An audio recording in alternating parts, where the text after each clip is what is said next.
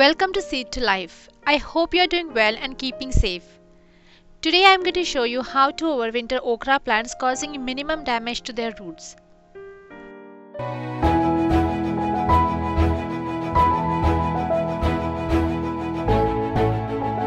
Temperature has started dropping below the comfort level of my plants, and now many of them have started showing signs of struggle.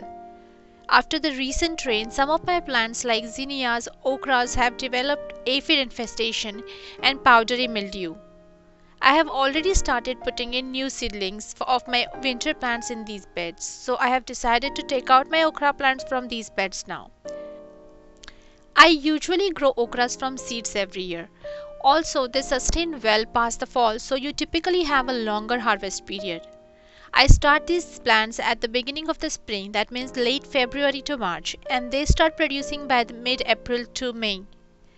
As the winter is not very long in my region, if protected properly, I might be able to continue with the same plants.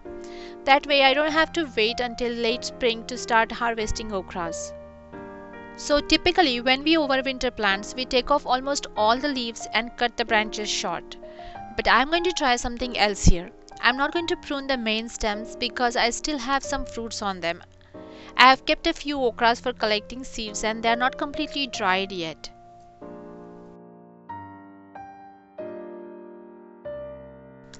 This year we put our new garden beds in summer, but before that the okra plants were already growing in the pots.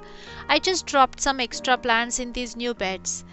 The plants soon outgrew the pot and the roots went down into the raised bed soil. This okra plant is growing in a 3-gallon container, so I pulled out the roots that have grown outside the pot in the raised bed. You can see how strong the roots are. Now I have the main root ball that is protected well in the 3-gallon container, and then these 2 roots that are hanging out.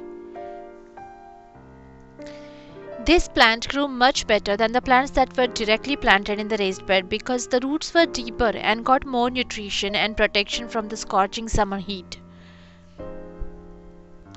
I can just cut the roots off and probably the plant will survive, but I'm not going to do that. I'm just going to cut off the base of the pot.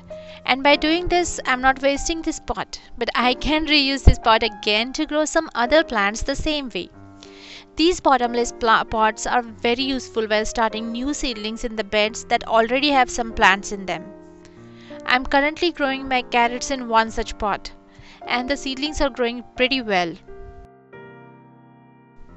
Now I have almost all the roots intact.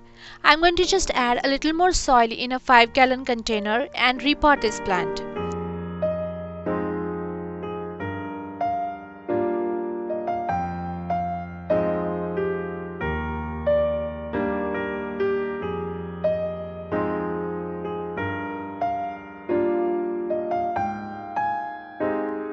The temperature is still good for a week or more, and as I mentioned earlier, this plant has some fungal infection and aphids on it. I don't want to get this plant inside the garage with my other plants that are overwintering, so I'm just going to keep it here for a few more days until it is completely healthy again. I have already removed the infected leaves before I pulled it out. I have also washed off the aphids with a strong stream of water. If they continue to come back, then I'll spray them with some homemade or organic pesticide like neem oil spray. Here is how my plant looks after about a week. I'm pretty sure that it will do well inside the garage during winter as I use grow light and if necessary garage heater. Keeping my fingers crossed. A big thanks to you for watching my videos and supporting my channel Seed to Life. Please click subscribe for more such videos and updates. Click the bell icon to get notified about future videos. And feel free to reach out to me through comments, Facebook, Twitter or Instagram if you have any questions. I am posting the links in the description. I would love to hear your suggestions and would like to know the news of your garden. Happy gardening. Thank you again. See you soon.